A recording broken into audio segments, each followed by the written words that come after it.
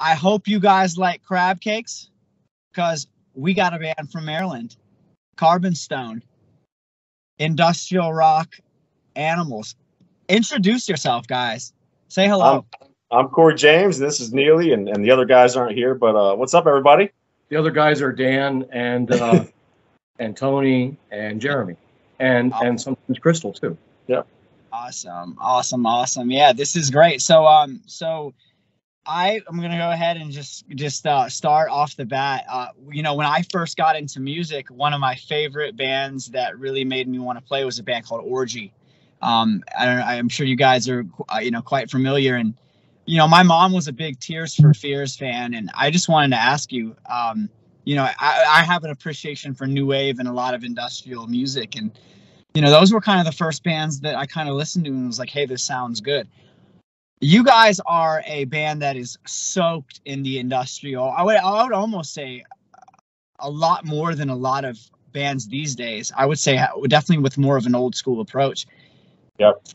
Viewers, where did the roots of the sound of Carbonstone come from? I literally grew up listening to the same bands as you, man. Korn and Orgy and even Limp Bizkit back in the day. But yeah, so that's really where it all started off for me. Nine Inch Nails, I absolutely love Nine Inch Nails.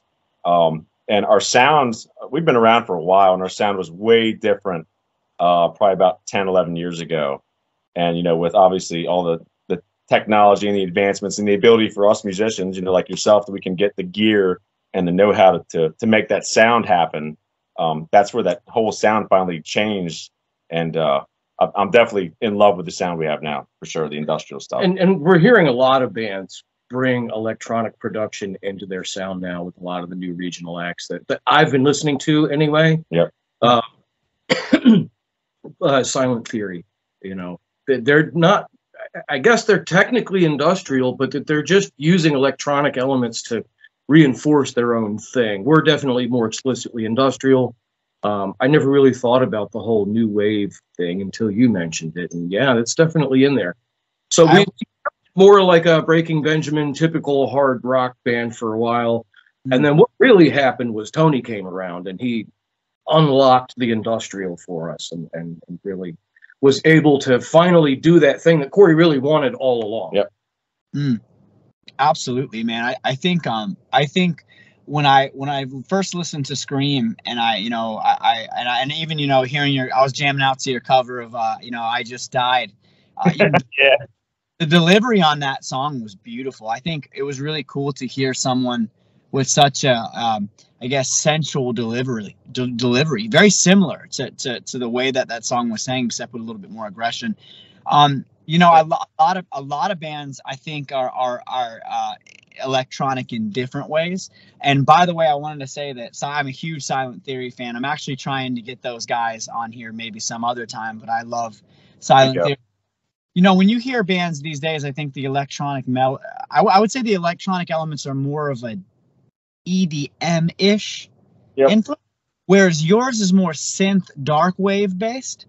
Yep. Yours is very similar to have you ever heard of a band called Dead Sea before?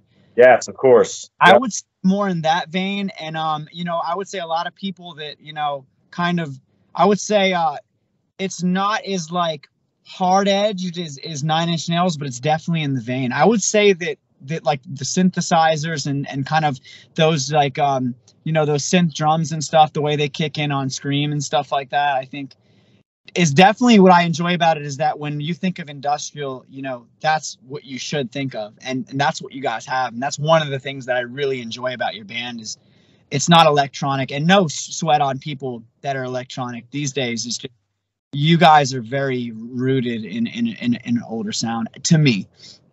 I love it. I think it sets you apart. I really love it. It's really cool. Awesome, man. I appreciate that, dude. Awesome. That means we made it happen then, because that was the goal. Did something right. Yeah. And our last album honestly sounds like nothing you've probably ever heard before. It just wasn't nearly as electronic. Well, it really wasn't at all today. So. In fact, there's a soundscape that you would think is all programmed, but we actually busted out room mics in an enormous drum tracking room and banged on things with hammers. And the previous album, yeah. So even the stuff that should have been electronic was half organic on that album too. So, but it was very different. We did a cover of Painted Black by the Rolling Stones, and every verse we hit a different genre of rock and metal. It was fun. Yeah, it has songs that go from, raging metal intros, screaming. The intro ends with an Iron Maiden harmonized guitar lead, and then it goes into something soft like the verse on Scream, and then course, we go into 5-part disco harmonies. I mean, you just never knew what was going to come on that album. So yeah, we like to be different. Yeah, and I think that's awesome. Your authenticity is what people want to pay for. They want to pay for artistry, and that brings me to my next question. Or well, it's not really a question; it's more of a statement. Well, we'll figure that out. But the next I want to say to you guys is, I see a lot of bands, and this is no slack on them at all. Like, you see a lot of bands that have a similar kind of thing, and I think we're even guilty of that in a lot of ways. One thing that I really enjoy about you guys is looking at your pictures. You guys look like fucking rock stars. Like, you got like the, especially him with the blue eyes, the blue paint and stuff like that, the makeup and stuff. You guys look like a fucking industrial nu metal fusion group. And that's one of the things that I really enjoy about you guys. You look like rock stars. What was it like cultivating the look? Was it a process that you really had to work out? Like, what was it like for you guys to develop? It kind of comes a little natural to me because, again, I was such a huge fan of Orgy growing up back in the day, and I was dressing like that shit way back in high school, man. So it's natural for me. Neely, on the other hand, he's got a. I'm more of a raw old school metal guy. I need help, but honestly, I mean the final product when it comes to and video and things like that and set design, we really basically all surrender our will to a one-woman team, and that being Cory's wife. Yeah, my wife gets the last say in how everybody dresses, and ultimately she's the reason everything looks as good as it does. Yep. Like Jennifer Aniston in a Rockstar. Yeah, I guess so. There you go. Yep. Yeah, man, kick ass. So I read that, and once again, like, it's always nice to have an outside ear. It's always, outside eyes, excuse me, in this case. It's always nice to have a woman's touch. I think they can always make things a lot better. So the news, please excuse me, a lot of thoughts running through the head today. This new CD is called, or the new album's Dark Matter, right? Go ahead and talk about the process. I mean, is there going to be a certain release strategy for this one? Are you guys planning on putting the singles out one by one for this album, or you guys are just going to give it the whole package? Well, that one's out. That one actually came out. That was last October. Yes, so that's out. So perfect. We did the whole build up last year, and we did AM Trauma was the first single we dropped off that. And are you? Yeah, that's right. Okay, and then are you guys going to plan on doing any tours for this one? How are you guys finishing a tour? Anything that you're planning on doing to just finish the promotion? Well, I mean, basically, we missed the boat on the major festivals this year because we practically lived in the studio all last year. We want festivals, though, to answer your question more directly. Yeah, so we're Yeah, man, I think that's a given. But some bands like there's a great band called Lydia Can't Breathe that's from around where I'm from, and those guys tour all the time, and those guys are always doing smaller stuff, and they sometimes get on the festivals and stuff like that, and that's a really positive thing. So I just always want to ask what bands have kind of going on. Right now, what is kind of the discussion? Are we still writing? Are we kind of getting the process going for the next cycle? Or do we have anything that we're working on? What's kind of going on for you guys right now? In 2 days. We're dropping a new music video on Friday. That'll be Friday night on our YouTube. So that's 8 p.m. And that's for a single called Pins and Needles. So reminds me of Deftones, Pins and Needles. Yeah. Right on, man. Right on. Gonna be a Deftones tune on that album. What'd you say? Interestingly enough, we cover a Deftones tune on that album. What's the? Oh, right, that's right. Yeah, I remember. Yep. Yeah. That was awesome. It was a good time. Yeah, man. It's always nice to pay tribute to the gods, right? And so any like teasers or anything that you can say, maybe you'll let the fans know about what we may see in the video. Is it going to be crazy? Is there going to be anything that's going to be painted I guess tattooed on our mind? Anything that you let us have, or are we going to suffer? Yeah, no, the top secret thing is that I'm dressed up as an 18th century man. Think of it a movie based on an H.P. Lovecraft book. Oh, okay. Yeah, that's what we're saying. Yeah, it's a very cinematic experience. Yeah, H.P. Lovecraft. Wasn't there like so you must be a pretty big horror fan then? Huge horror fans. Yeah. Did you ever like Reanimator? What's that? Reanimator? No, Reanimator. Yeah. What about Night of the Demons? I remember that from back in the day. Oh yeah, no, I'm spitting out some old ones. Phantasm, come on. Of course. Yeah. Phantasm. What's that? Society. Yeah. No. Society. Society. Yeah, you got to check that one out. That one's nuts. I mean, House, all the House movies, like not talking about EDM. I'm talking about the house. Remember the one where the house comes back? We're not talking about that shit. Where it's like, look, man, we're industrial, but we're not that industrial. Okay. My absolute favorite horror villain, by the way, is Michael Myers. He's just you just can't fucking kill him. Can't, man. He's unstoppable. I like Freddy because he's such an ass. Yeah, he's totally good. Yeah. I don't know, man. I mean, would you guys? Okay, so now that so every interview, in every hangout that we do, I always like to kind of veer off music and kind of get to know you guys as people, because I always like to ask the questions that I would want someone to ask me, or I could my favorite rock stars, right? As a kid. So, talking favorite villain, would you guys, and also horror movies, what did you think about the last Halloween? Dude, I fucking loved it, dude. I thought he's pretty silent right now. I haven't seen it actually. What the fuck? I'm so living under a rock, man. Yeah, the last one was incredible. Remember when the entire town tried jumping him, and I was like, man, what's gonna happen when the town's jumping Michael Myers? And he just gets up and eviscerates everybody, dude. Everyone gets completely destroyed. You've been living under a Carbonstone. Yeah. No pun intended. You thought there wouldn't be dad jokes. Yeah, you got nailed there, bud.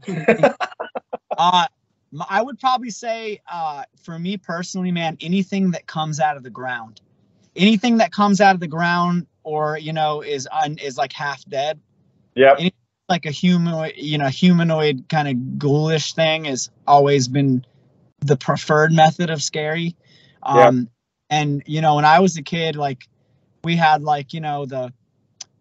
scary stories to read in the dark, and some of the imagery was so wicked, man. It was, and I kind of liked it, and it was great. But my favorite, I would say, Tales from the Crypt was probably my favorite. Yes. Horror themed thing of all times. I wanted to get a whole sleeve of one character from each season on my. That series messed me up as a kid, man. I think it was great when that came out or when I was watching it, but it always amused me. They were good. And the thing that was so cool about it was like there was like a A-list actor in every episode. Yeah. Right? Great. It was fantastic.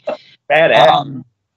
All right, so gonna go ahead and wrap it up here pretty soon. I don't want to keep you guys forever, but I wanted to I like to do some more fun questions. Always like to do them. We're gonna kind of rapid speed them.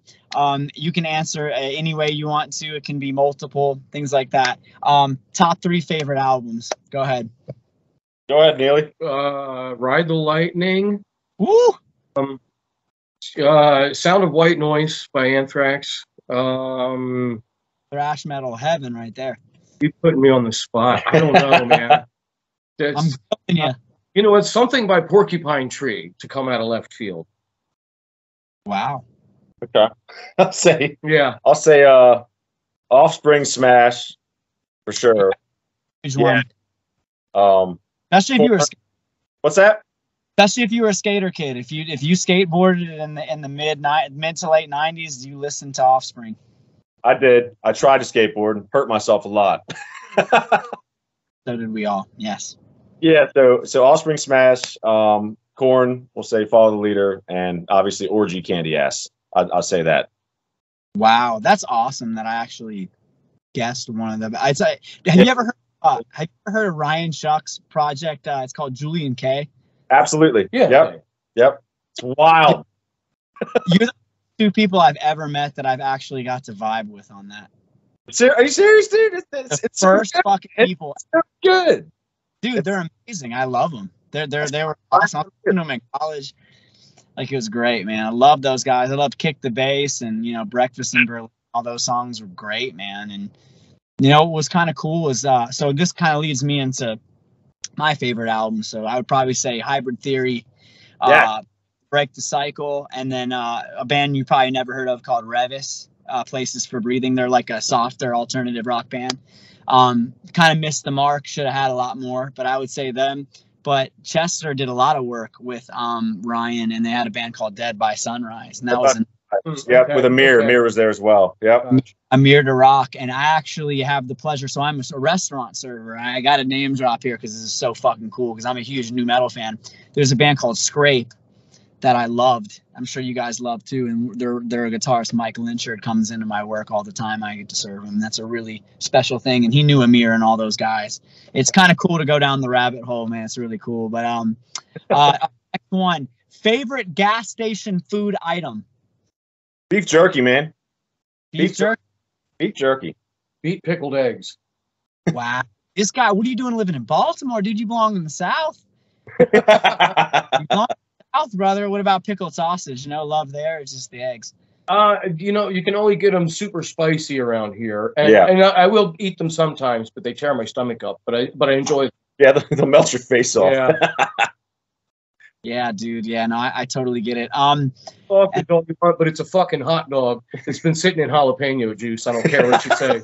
Yeah, that is a hot dog. I would say there's these Philly's cheesesteak subs at 7-Eleven that they press. And back in my high school days when we were, getting fucked up, that was kind of the go-to. Yeah, you can't go wrong with that. It's good food, man. It's good for you. It's good for you, man. Yeah, probably took about 5 years off my life, but that's okay. Fuck it. Incarnation, bro. We'll go back. Oh, yes, sir. It's all good. Depending on what weed, how much weed you're smoking, there's all kinds of afterlives you can go to. Yep. Yeah, and then I would say the last thing, this one's going to be a good one, and I'm going to have to audible the question if you haven't been to one of these. Craziest thing you've ever seen in a strip club? Oh, boy. Go ahead, Neely. I've seen crazier things at regular clubs. Yes.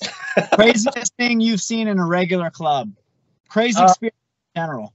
Well, so it was a restaurant where we put on shows. It's sort of a combination. It's two different ones.